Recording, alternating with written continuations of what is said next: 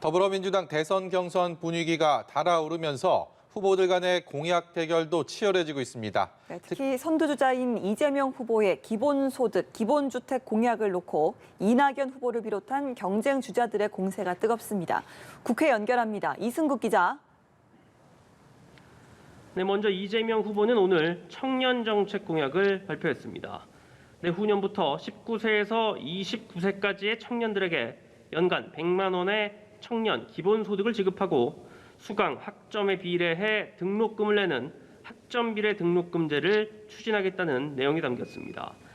또 코로나19 여파로 비대면 수업이 확대됨에 따라 한시적인 등록금 인하도 적극 검토하겠다고 덧붙였습니다. 이낙연 후보를 겨냥한 공세도 이어갔습니다. 이재명 캠프 현근택 대변인은 자신의 SNS에 이낙연 후보가 과거 폭력 조직 관계자와 찍은 사진을 공개하며 함께한 이유가 뭔지 밝히라고 썼습니다. 어제 같은 인사와 이재명 후보가 찍은 사진을 이낙연 후보 측에서 올리며 연루설을 제기한 것에 대해 맞불을 놓은 겁니다. 이낙연 후보는 오늘 라디오 방송에 출연해 이재명 후보의 기본주택 공약을 비판했습니다.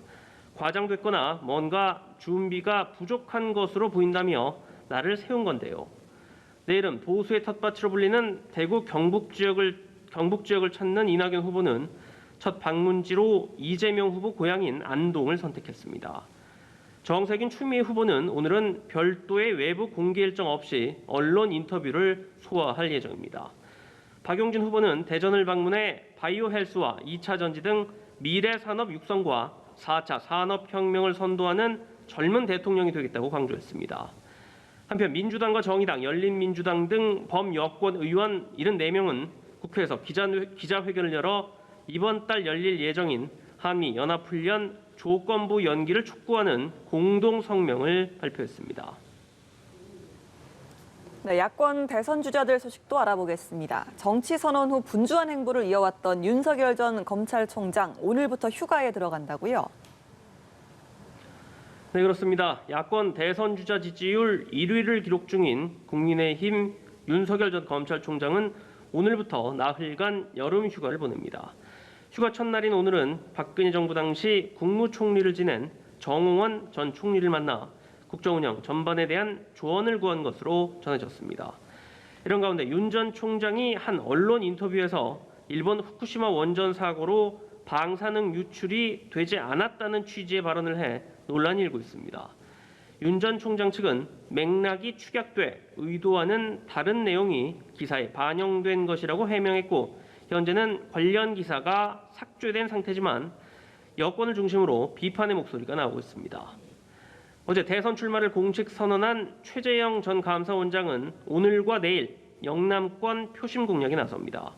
오늘 오전 서울 동작구 국립현충원을 참배한 최 전 원장은 오후에는 자신의 고향인 진해를 방문합니다. 또 창원에 있는 국립 3.15 민주묘지를 참배한 뒤 진해구 당협 당직자들과 간담회를 진행합니다. 유승민 전 의원은 민간부문 육아휴직을 3년으로 확대하고 임신부터 출산까지 의료비 전액을 국가가 지원하겠다는 내용의 저출산 공약을 내놨습니다. 유 전 의원은 출산 육아에 대한 국가의 책임 강화가 이루어져야 저출산 문제가 해결될 수 있다고 강조했습니다.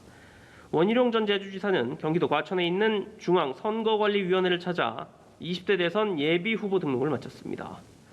한편 취임 100일 기자간담회를 연 국민의힘 김기현 원내대표는 후반기 법사위원장 자리를 국민의힘이 맡기로 한 원구성 협상 결과에 대해 잠정 합의가 아니라 최종 합의였다고 강조했습니다.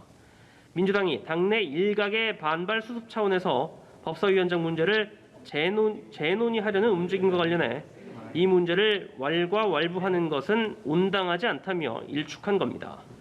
지금까지 국회에서 전해드렸습니다.